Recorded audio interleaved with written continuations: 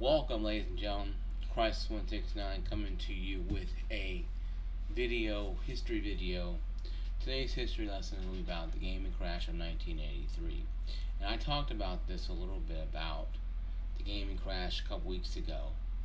I had to get myself together. I watched G4 Icons Gaming Crash 83. Great show to watch. It's on YouTube Premium. I have that. I'm not sponsored by YouTube Premium or YouTube, other than making this upload here. But I am shout out to them because they have a lot of content on there. I have YouTube Premium, so I can watch it without commercials. So I would say if you want to watch a lot of good shows, movies without commercials, YouTube Premium is good. Once again, I am not paid for or sponsored by YouTube Premium or YouTube, other than just using their platform. Well, that's where I get my information from. G4 Icons from YouTube. It's the old G4, not this new crap that's garbage that's going out of business, but the old one, or the original one, okay? That being said, though, let's get on to it now. Okay, the year is 1975. Atari has released 2600, the ABS. Called the ABS, or BCS, what you call it. The Atari 2600. For us common people. First off, they brought home Pong. They tried Pong, games like that. Space, Inner Space didn't sell very well. So that's that's getting into the pre-ness. G4 Icons had a great show called Crash 83. And they got into, I think, Peter Space, where you're flying around trying to, save the galaxy or whatever. It was a bomb. It'd make 1,000 cabinets of reverse arcade that happened way back then. First arcades happened, guys, way back in the 1890s, 1880s, where pinball games were becoming the norm play. You dropped in a penny or whatever, hit a little ball, and maybe you played a little baseball that was still brand new by the point in time anyway. Or it was called baseball, wasn't baseball until later on in life. There was no football, so pinball was kind of, the paddle, so it formed better, okay? Now, that being said though, fast forward into 75, Atari has released the 2600. Great graphics. It brought the arcade here at home somewhat. Arcades are still good. Arcades are still, not showing their age yet. They were still banging out some money. So that being said, though, so arcades are good. People are like, hey, I'm buying buying console. Now, once again, G4 Icons on YouTube will do a better expectation than this I'm doing, but I'm gonna skip some areas and then fill them holes back in. So stay with me. Right around 1980, 1981, 82, it's around the early 80s, 81 to 82. 4 programmers from Atari wanted credit for the games. I think it was Bushnell or something, not Bushnell, but Jack Trackman told them, they were no important than the guy putting this similar cartridge together. It's one screw that it's not a Atari cartridge. It's just one screw that holds the Atari cartridge together. It's very small. It's probably maybe about this big and this wide. It's a really small cartridge. It's a pack. It's a cartridge pack. And you pop the thing in facing towards you and you turn the 2600 on. And a game. And you play those games. I remember playing it when I was a young kid, way young kid. But that being said, though, they wanted credit. They were told to pretty much to go to hell by Atari's leadership. Because Atari sold themselves to Turner, or the company behind Turner, for $25 million. Because once again, G4 Icon to have Atari, you can watch their rise and fall, how they came in, smoked pot, and then made games. Well, when they sold themselves to Warner Communications, suit and ties, 8 in the morning, can't smoke pot in the offices, you probably smoke cigarettes, but, no smoke pot. It's the 80s, crying loud, it's not like 2000s, it's the 80s. So you probably smoke cigarettes, but You can't drink in there either. It's weird stuff they did in Atari in the early years. But Bushnell needed cash, and of course they sold their soul to Warner Communications that was not very caring about video games. Of course, like the wrestling thing, it's kind of a growing theme there with Warner. They didn't really care about anything other than business and making money. And the two entities they had, gaming and wrestling, made tons of money, but they just didn't see it. They didn't care. Anyway, though, enough of that. Okay. They moved on. The four lead programmers formed Activision, was now known as the Call of Duty game franchise. Of course, they made Pitfall and games like that, but they wanted to put their games on Atari. Atari said, no, can't do it. Well, they went to a lawyer. A judge said, yeah, they can. Fair use. So they could.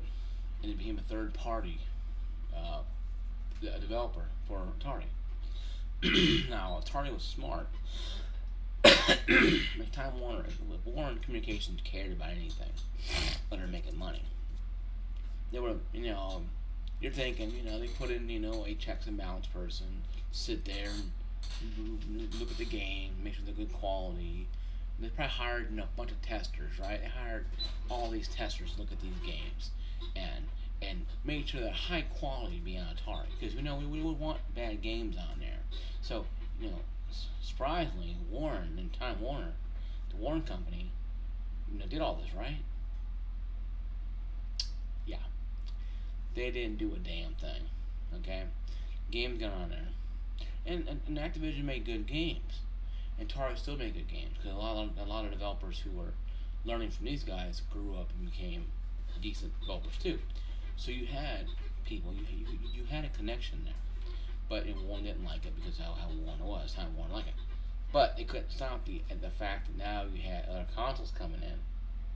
The ColecoVision, the Intellivision, the Gemini. These consoles were flooding the market. Mattel would get the rights for, say, for Star Wars, Return of the Jedi, or Empire Strikes Back. The Empire Strikes Back. Spent millions of dollars because they had millions of dollars to spend. These companies formed gaming divisions because they wanted to earn. Hey, Activision's doing it. We do it too. Activision made like $6 million in the first year. And Activision programmer always said they take a bunch of cartridges, throw in the air, money come out of the sky. And that's part of the G4 Icon video too as well. And they didn't know that by having this, by poking a hole in them, tearing on through it, would cause problems. No one knew this. No one thought, this might cause a crash in about 2.5, 3 years, or a year and a half from now. They didn't know that. No one did. Okay? No one knew that. But when you had Mattel making Barbies, now they're making, Empire Strikes Back, a terrible game. They get the best titles, but they'll make best games because they weren't programmers who made games normally. See, I'll tell this later on in my follow-up here. I'll follow up my end video. When Chuck the Chuck Wagon was created by Prita Dog Chow, all you needed, 2 push purchases, bought dog food. You got games sent to your house. A cartridge. Pop in, play. If you like being a dog, you be a dog now. 007, James Bond was created by, I think, Mattel. That was not very good in the game. Once again, the growing theme here. And Apollo, and these companies came up out of nowhere. So they started flooding the market now with all these games. And consoles like ColecoVision and Television and the Gemini, they all came out. They looked better than the 2600 because they used 2600 parts. And some of them, I think ColecoVision you're gonna buy an adapter to play 2,600 games on their system. That's like if Microsoft bought an adapter to play PlayStation 5 games on the Xbox One X or Xbox One or S. It'd be lawsuits out the ass. It'd be people from Japan coming over here, and it'd be a firefight breaking out, because it'd be like, it could be crazy. Because it'd be like, how dare you, take our PlayStation and put it on your crappy American-made product, even though Xbox One X and Xbox X and Series S doing pretty well in Japan right now, because that helps Nintendo. Sorry, guys. So that being said, though, so now you had tons of markets. Parents like, okay. Parents like, we need to give Johnny a game system. It's not, should we get a game system? But what game system should I get? Because, the Gemini, the ColecoVision, and Television were actually better than 2600. 2600 had a better name brand. Now, the games would work, I think, on any console. And I do believe Activision created games for the other consoles too as well. So, they weren't stupid. But the Christmas of '82 saw a last ditch effort to try to jumpstart the gaming industry with new blood by releasing the 5200, an updated version. It was updated. A lot of games were the same. Pac-Man came out, 2600 was garbage. E.T. was garbage. So everybody thinks, well, E.T. and Pac-Man came out and the game crash happened. No. It's never one thing happened the gaming crash. What happened in the gaming crash was too many cooks in the kitchen and not enough waiters. You had two people out there running around trying to make something that they had no clue what to make. And when they made it, they made a cluster F of a mess, and they didn't know how to clean it up. And Atari tried to come in and clean it up with a console that had an oxidizing controller that oxidizes 4 days after you played the damn thing, because the plastic buttons would oxidize, so you couldn't even use the damn thing. You had to take it apart and scrub it down. And 5200, the average consumer was already pissed off anyway back in the 80s, because he had to trade in at 2600 to go buy a 5200, and now they had to go clean the damn mother effing controller every 2 seconds because it keeps oxidizing where it doesn't work. Now in today's millennia, they have anti-oxidizers. I don't know if that will work or not. It could. Take a little rag, maybe a little Q-tip, tap it on there. It may slow it down a little bit. But the plastic sensors oxidize like hell, because Atari went the cheapy way. They didn't go 2600 full bore, make it great. Oh, let's make some cheap ass system and people buy it. Well, some people bought it and they are pissed because they didn't sell very well. And that summer, the storm was coming in that this 83 is going to be really rough. Personal computers coming down in prices. Personal computers were coming down in price. Instead of being $1,000, $1,200, $1,500, they're being like $800, $900, $700, maybe even $1,000. But they had better storage, more power. Activision was looking to go towards gaming, going towards personal computers, and they did actually.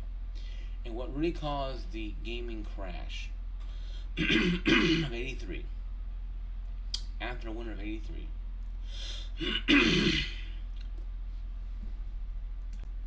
what caused the gaming crash of '83 was simple and not so simple. Too many people rushing out there to make games they had no clue what to make. Okay? They didn't have an idea on how to make these games. They just wanted to make them. They wanted to make game consoles, and they did. Okay? They didn't know how to make them. They didn't know how not to make them. They just started making them. Okay? And that's what happened. They made them. They were like crap. And it fell apart. when they rushed E.T. out with 6 weeks, and the person who created Howard, Deus Kadar, needed the game E.T. out. Howard was paid, I think a royalty fee for per ET made, game pack made, and how many were sold. So he made a killing off it. Activision did not Activision, but Atari did not. Howard made a killing off of ET. A lot of people don't know this, but that was the thing that they agreed to. Was Howard would make the game, and Atari, but he's paid a certain percentage per cartridge made and per cartridge sold. He knew it was probably going to be a cluster F, but he wanted some financial security just in case if they let him go.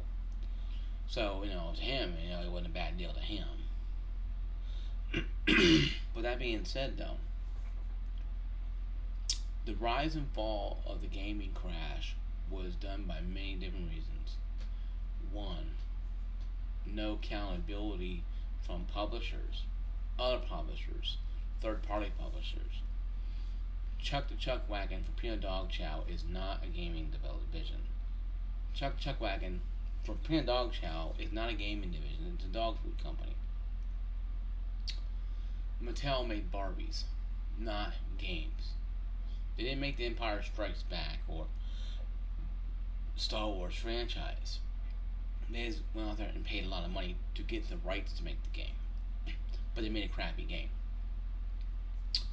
Activision opened the floodgate that caused the gaming crash because they wanted, their names on the damn game.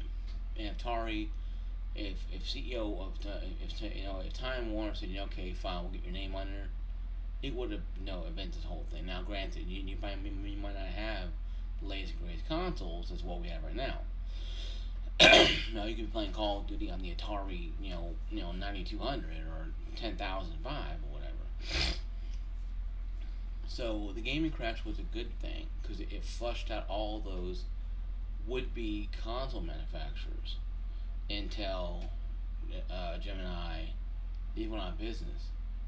2600 was the only one that I know of that weathered the storm, that went through on the other side.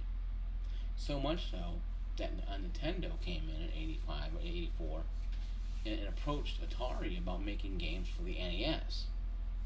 And of course Atari said no, go away. They just took okay, well, whatever, and just took over. Nintendo just took over. And of course then what they call Nazism of Nintendo's regime took over. Only 5 games per year for that later on down the life cycle of Nintendo, and then in their order they couldn't do it, blah blah. But what really caused the downfall of the gaming industry was really bad games that was made by companies that shouldn't have made it. Peanut Dog Chow is not a game company. Mattel is not a game company. Okay. Game companies are companies like Activision, Electronic Arts, barely, and games like that. Yes, you have third-party companies now making games that can make themselves, like CD Projekt Red and 2K Games. But these are actually well-known studios that went out and bought and paid for well-known people to make games.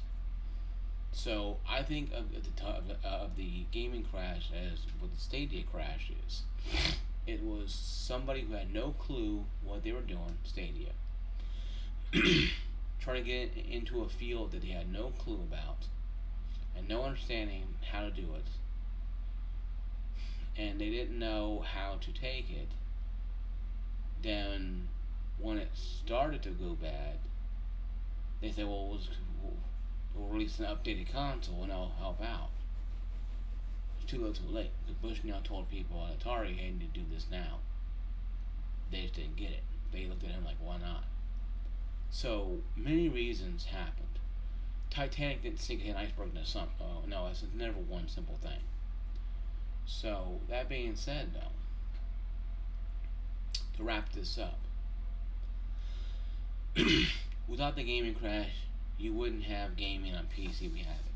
you wouldn't have the Xbox Series X, Xbox Series S, Xbox One X, the PS5, Nintendo Switch. You would not have all this. If it wasn't for a little company called Nintendo coming in and make a little Mario game and a little Jumpman called Mario, and breathing new life into this series, into the corpse of gaming. So much respect for Nintendo for saving the gaming generation. Us, I'm part of the gaming generation. For saving us and getting us hooked on games again. To make games great again, I guess you could say. Because they did. They took a game, better graphics, and they made sure to look at it and say, this game good for us. This is why Steam, Sony, Microsoft, Nintendo, Amazon Luna, each game that comes out or comes, we'll make a game for your system or for your platform. Look back at this, look back and go, is this game worthy enough to be on our platform? And they have checks and balances they have to go through. If you don't meet them or don't want to meet them, they have to go somewhere else because they don't want to do business with you. So Nintendo started that. Granted, they took it and ran with it pretty much extremely, but they started the checks and balances. And the Wild Wild West era, Atari's original era, died out and became a laughing stock afterthought. But I think of it more of history of gaming. What happened if the team listened to Bushnell and created the 5200 a lot better? What if they created 7800 better than Nintendo NES? I think it's the whole different world out there. Now Atari wouldn't be owned by some Swedish company, into Atari box. It's pretty much a retro has-been company. It could still be pumping out games. There could be CD add-ons. It could have helped Sega keep them head above water, or kept them out of the gaming console market completely, and made them a third-party company. Who knows? But it didn't happen that way. These companies formed after the crash. Sega and Nintendo and like that formed because they started getting people who knew how to make games, and they got in the right people's ear at the time. Before we knew it, when we had the gaming war between Sega and Nintendo, then soon PlayStation and Xbox and the rest of its history. So I'm very happy to be a part of that. The later half, because I was only 2 years old when the game crash happened. I was still going potty in my diapers and crying for milk. I didn't know anything about this. So, that being said though, me personally, I think it's good to have that information out there. So I think it's really good.